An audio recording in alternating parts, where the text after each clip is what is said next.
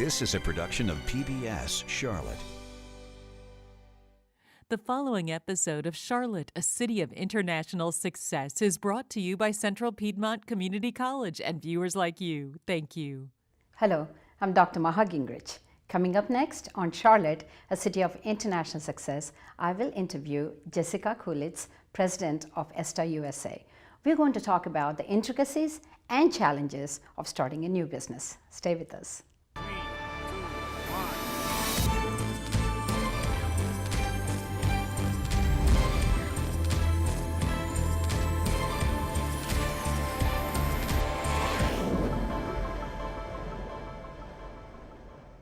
Welcome to Charlotte, a City of International Success. I'm Dr. Maha Gingrich. Today, our guest is Jessica Kulitz.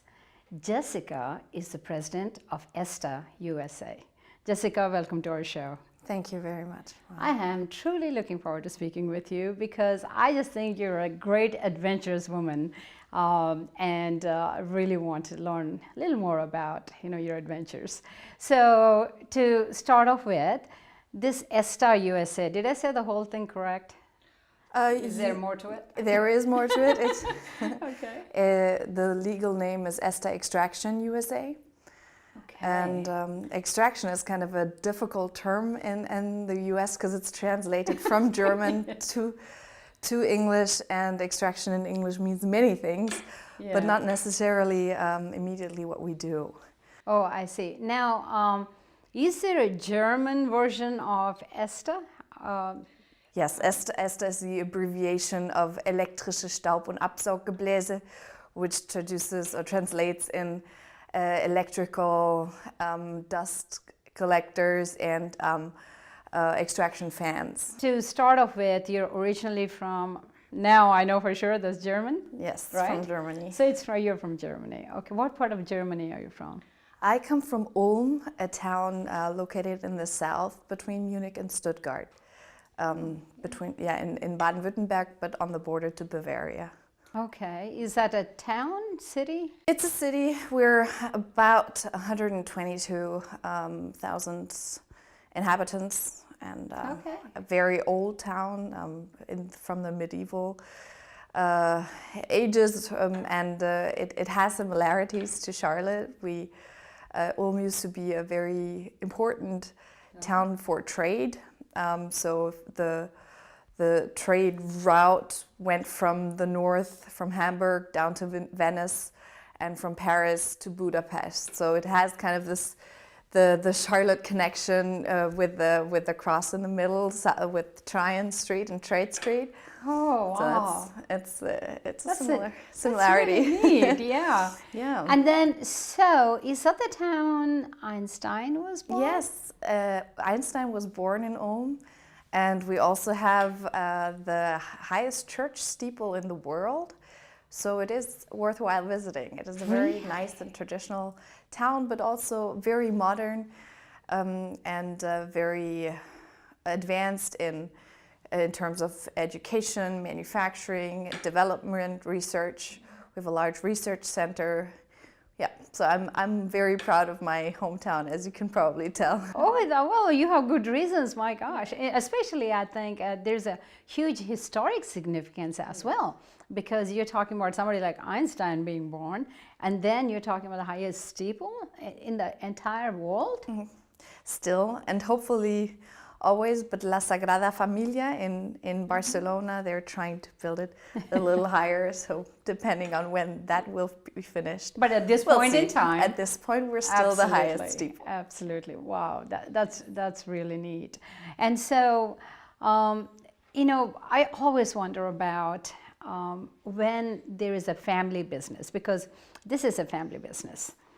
I always wonder about where did the idea come for the family, because sometimes I hear saying, oh, it was just they visited someplace, they saw something, they thought, oh, I should do this. And some people see it as a market niche, saying, nobody is addressing this issue and I'm going to come up with something to fix it.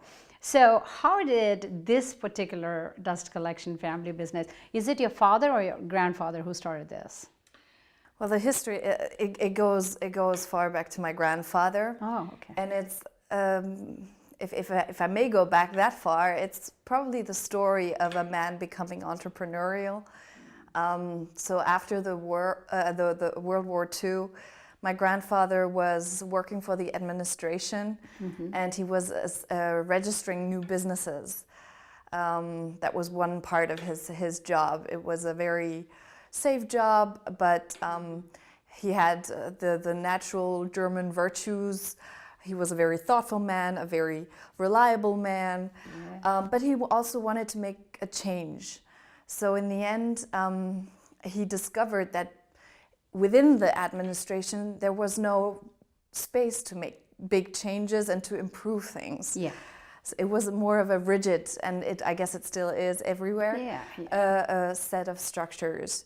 Since photography is one of his passions, one day a photographer entered his office and wanted to register a photography business. And my grandfather, out of personal curiosity, asked whether that was enough to earn for a living, to supply the family with enough, food and money, etc. And so the photographer offered him and invited him to take his camera for a weekend. Oh, wow. To go to the Lake of Constance and take pictures of tourists that went to Lindau, a very nice little town. And he kind of promised that he would make more money within that on that weekend than he did at the administration on a salary. Oh, wow.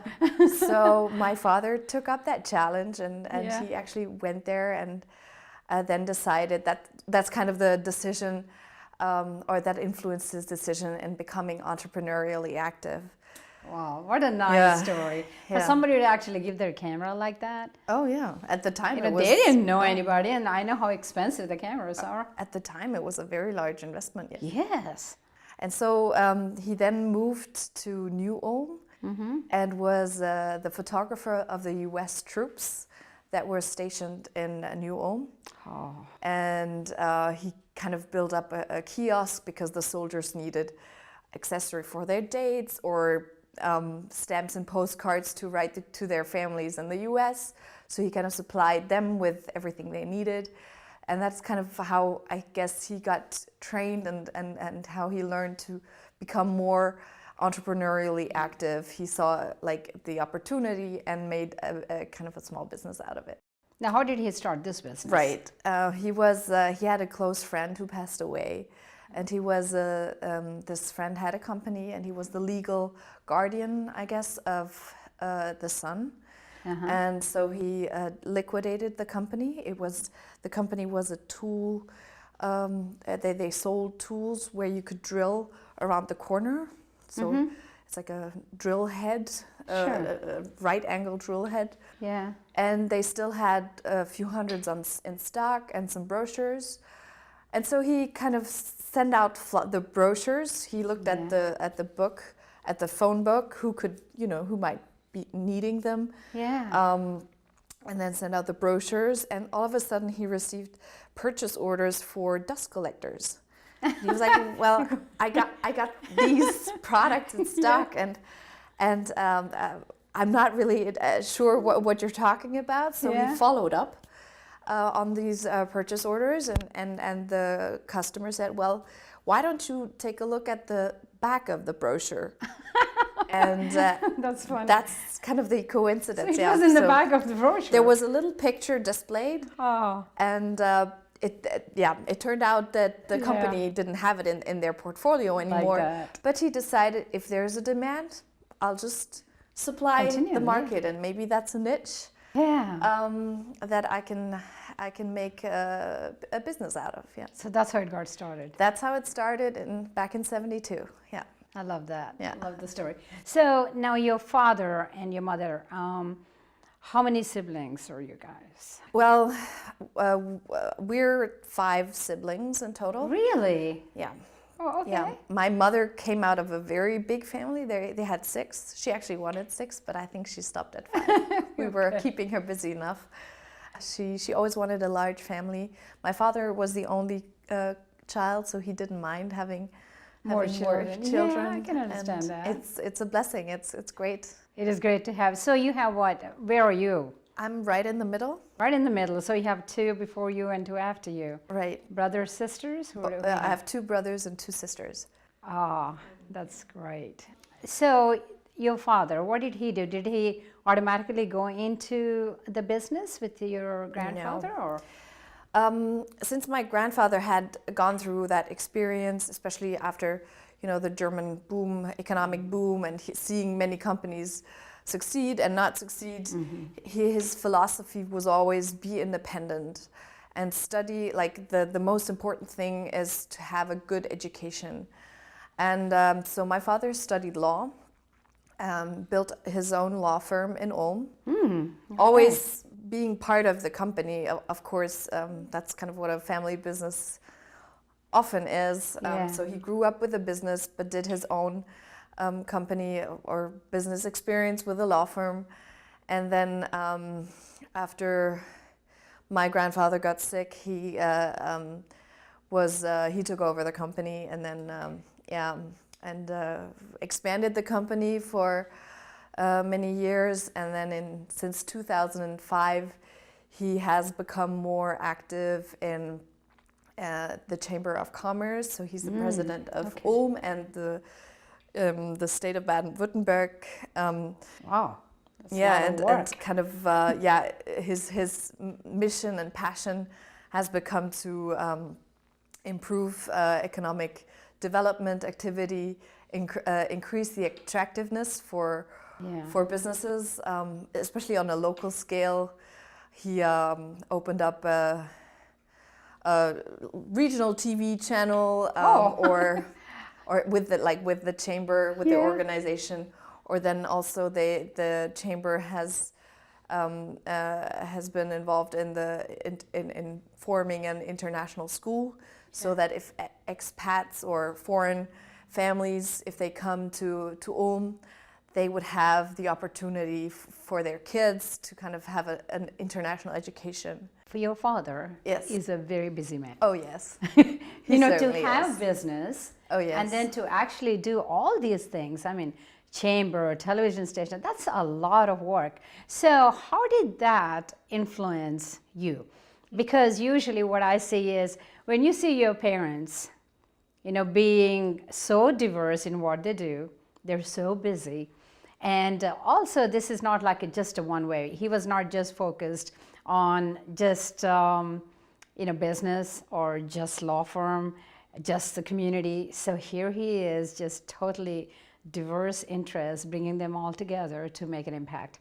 So how did that change who you are? Because obviously you went to school there, right? Yes. Okay. Did you most do of your the time. bachelor's there? No. Oh, so where did you do your bachelor's?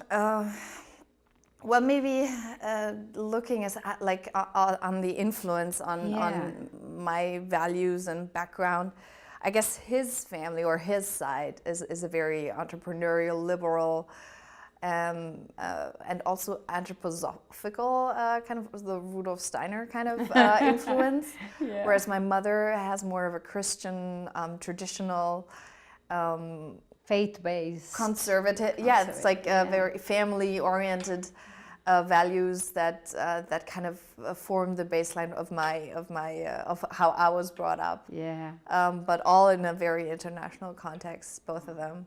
That's beautiful. And I went to Rudolf Steiner School for the first years. Within school periods, I was abroad for about 4.5 years or 5 years. Oh, okay. So I was in France for a student exchange at the age of 11 for 6 months. That's young. Yes, and I spent 3 years in England, a year in Spain, and then I finished with an international baccalaureate in England. Yeah. You really traveled at a very young age. Yes, I was That fortunate. probably, because that opens up your eyes to so many things, and I guess to different dreams, maybe I should say. So just opportunities, because you've seen so much. Absolutely. And you feel like, I can do that, I can do this, I want to do that, I want to do this. So after all your travels, came back home to do bachelor's, or you went somewhere else? Well, it's kind of a curse and a blessing to have that many options. Yes. I remember the time when I was nearly finishing with my international baccalaureate, and I came back home for Easter break or whatever, and my father was sitting in his chair reading the newspaper, and when he saw me, he was like, "Well, you know, daughter, let's talk. What's next?" Yeah. So I knew that he was going to ask this at some point, and I was prepared. Yes. And I'm like, well, Dad, there's so many options out there, and I'm very excited to share them. Since I really enjoy languages and people and traveling, I could see myself studying philosophy, psychology, anthropology, sociology, and with every career I mentioned, his eyebrow rose, and he was like, "And how are you going to earn money? What's the step after studying?" I'm like, "Well, you know, before I decide, I really need to take a year off and do kind of a self." Like travel and kind of get to know myself a little better, since those are all different careers, and I really want to make the right choice so I don't drop out of university or, you know, have to change a career at some point. And he didn't seem convinced at the time. So in the end, what happened is I ended up doing an apprenticeship. Oh. So before going on to university, I did an apprenticeship for international wholesale and foreign trade. In the US, they don't know these administrative apprenticeships that well, but it's Right, kind of... we are more technical. You're more technical, but Yeah. it's kind of the same going through every department within a company on the administrative side. So you learn about trade, you learn about accounting, you learn about sales, about service, about warehousing, about production. So you do what a wonderful. It's a great.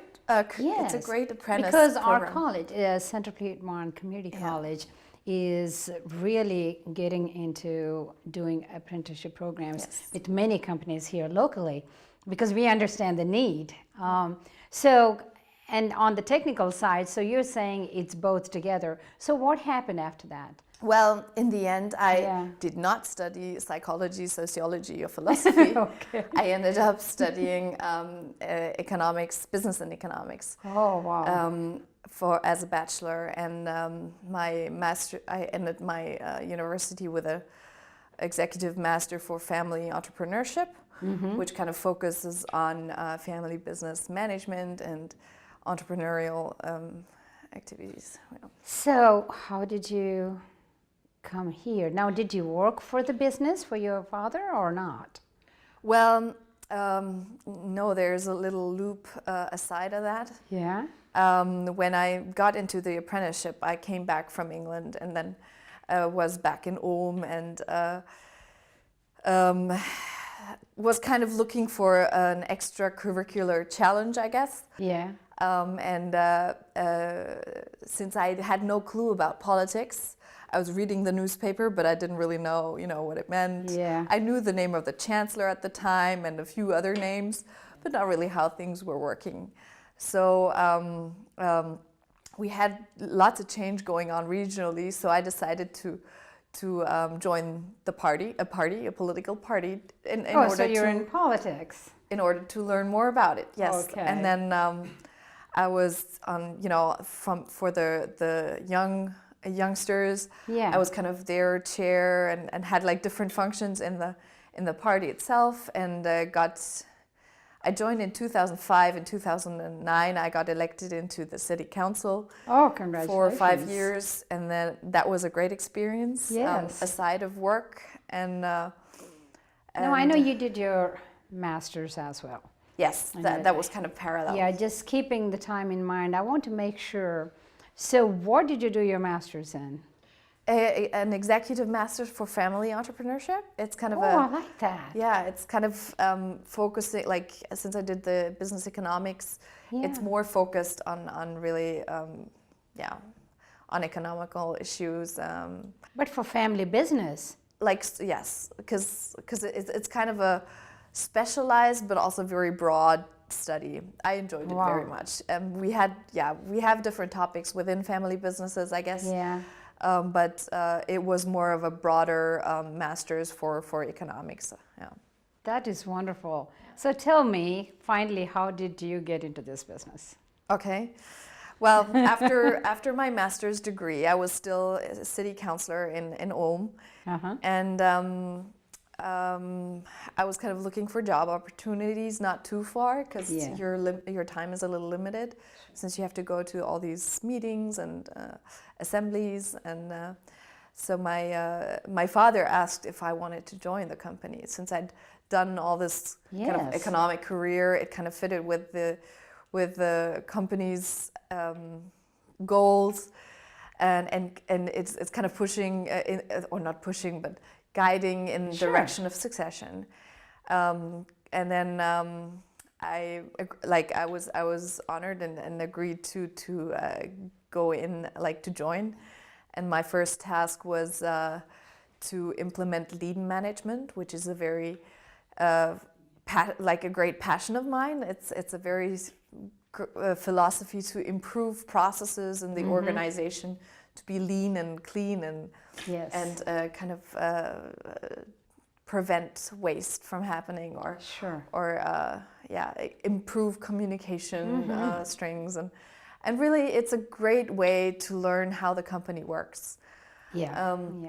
So that's how I joined. But then I noticed everybody kind of automatically assumes you're kind of stepping into into the footsteps, and I wasn't sure whether that was the right way to go. So I decided, or I asked my father whether I had 3 options that I really wanted to pursue: either do another to write a PhD on lean management, or go into a different company and kind of succeed there in order to know whether that's the way to go. Or the third option was to build up a subsidiary in a foreign country. That's how you ended up in Charlotte, North Carolina. You know, somebody who just comes to a different country starts a brand new business. And I would think that there will be a lot of challenges, even though Europe and America may be a little bit similar, language, not a big barrier. But at the same time, I would think the regulations, whether it is business law, whether it is federal laws, as well as accounting and, just regulations. How did you come here like that and then really learn? I would think you probably had quite a few challenges, or at least what did you learn out of that? Because there were so many people who would, love to start their own business, invest in a different country.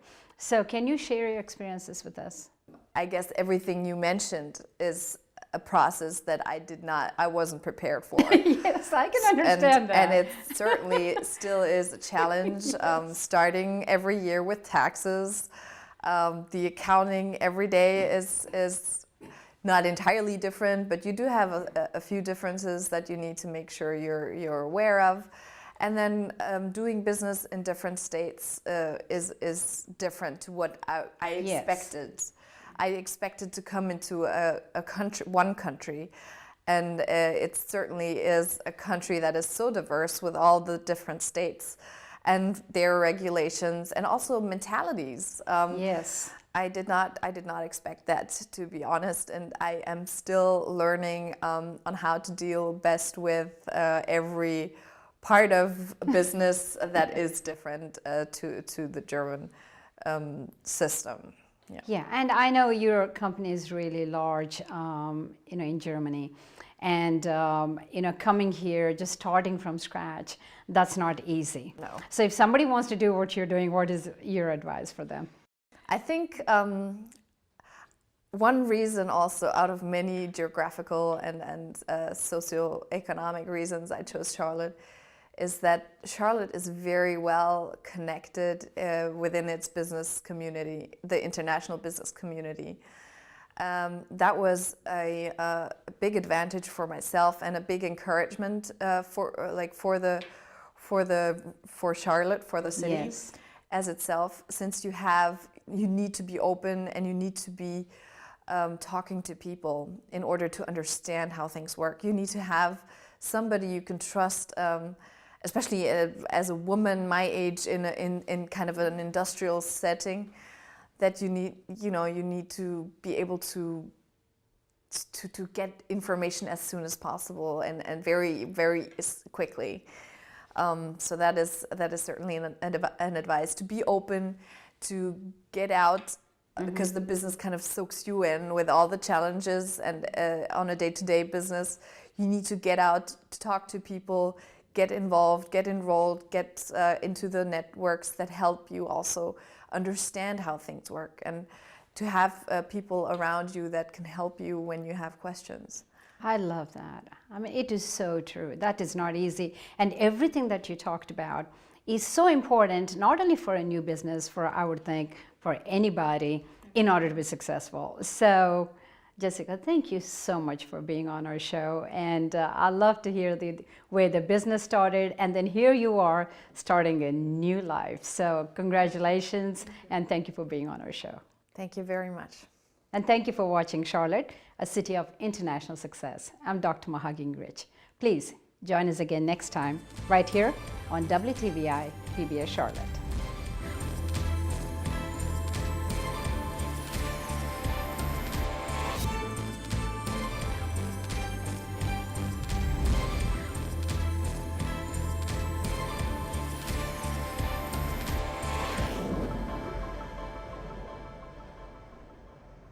A production of PBS Charlotte.